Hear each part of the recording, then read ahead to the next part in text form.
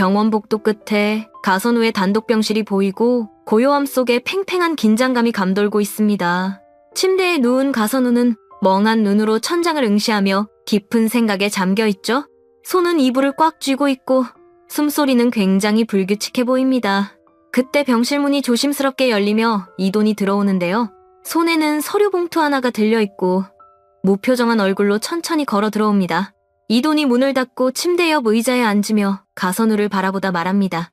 말씀드릴 게 있는데 좀 더 넓은 곳으로 가는 게 어떨까요? 가선우가 이돈을 바라보더니 천천히 고개를 끄덕입니다. 잠시 후 병실을 빠져나온 가선우가 이돈에게 말하는데요. 참 빨리도 온다. 왜 이제야 온 거야? 빨리 날 찾았어야 할 거 아니야. 얼굴 보니 안부 물으려고 온 건 아닐 테고 또 뭔데? 날카롭지만 불안이 스며있는 목소리입니다.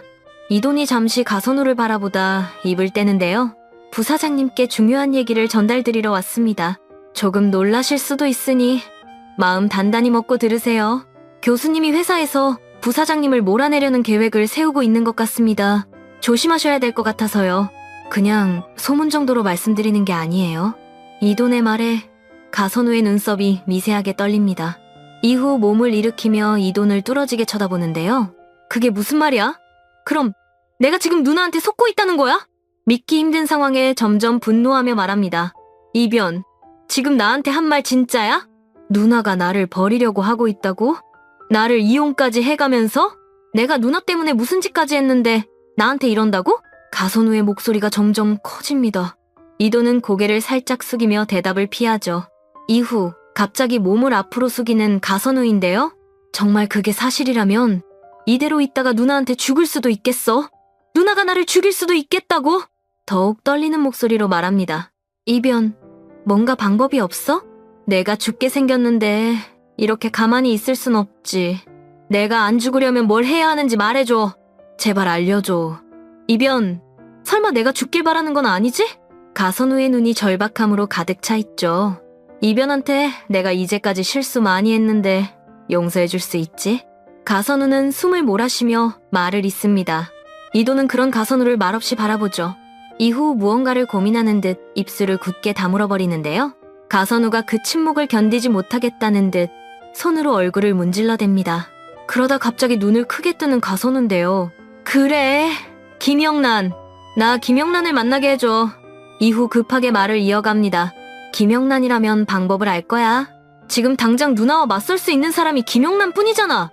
그러니까 제발 나 김영란 좀 만나게 해줘. 이변, 지금 당장 연락 좀 해주면 안 될까? 이돈의 표정이 미묘하게 변합니다.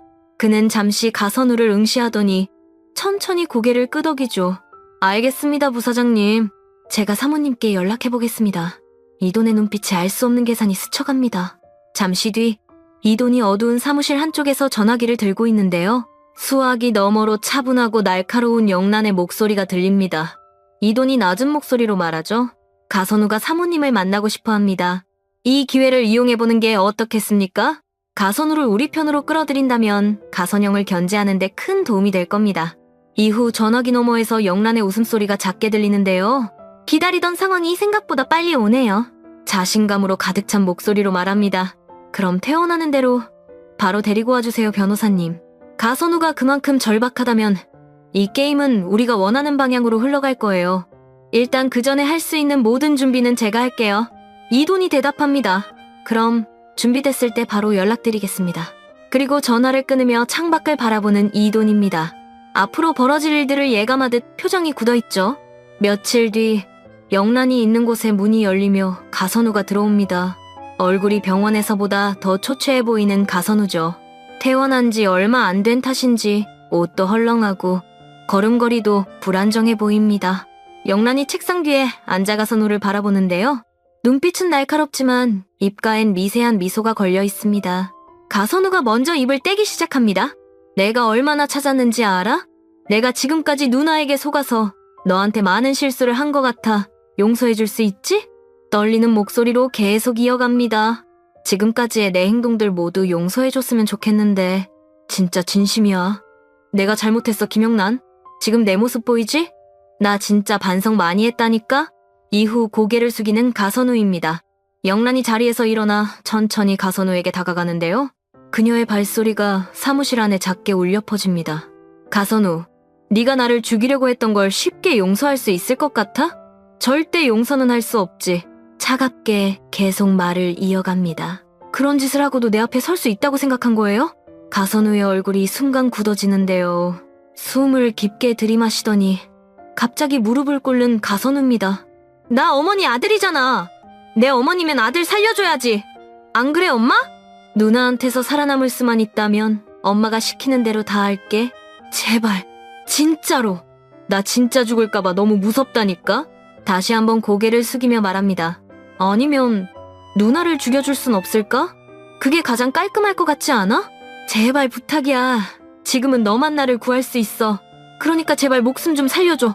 영란이 무릎 꿇은 가선우를 천천히 내려다봅니다. 눈빛이 복잡해 보이는데요. 동정인지 경멸인지 알 수 없는 감정이 영란의 얼굴을 스칩니다. 잠시 침묵이 흐른 뒤 영란이 낮은 목소리로 말하는데요. 알겠어. 당신을 누나한테서 살려줄게. 영란의 말에 가선우의 얼굴이 순간 밝아집니다. 이후 벌떡 일어나 영란의 팔을 붙잡으며 말하는데요. 고마워, 김영란. 아니, 고마워요, 엄마.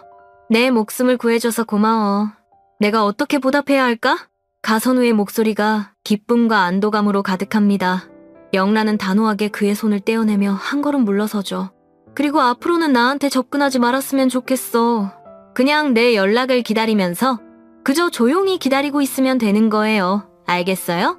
내 말 명심해요. 단호하고 차갑게 말하는 영란입니다. 가선우가 얼른 고개를 끄덕이며 말합니다. 잘 알겠습니다. 시키시는 대로 할게. 내가 절대 실수하지 않을 테니까 제발 내가 죽는 상황만큼은 막아줘, 김영란. 희망 가득한 눈으로 영란을 바라보는 가선우죠. 영란은 다시 책상으로 돌아가 앉습니다. 이후 책상 위 서류를 만지작거리는데요. 가선우가 문을 열고 나가고 입가에 희미한 미소를 띠는 영란의 모습이 이어집니다. 그렇게 사무실은 다시 고요로 돌아가고 서로를 바라보며 미소를 띠는 영란과 이돈의 상황으로 장면이 마무리됩니다. 여러분들은 어떤 전개가 가장 기대되시나요? 그럼 저는 다음 영상에서 뵙겠습니다. 감사합니다.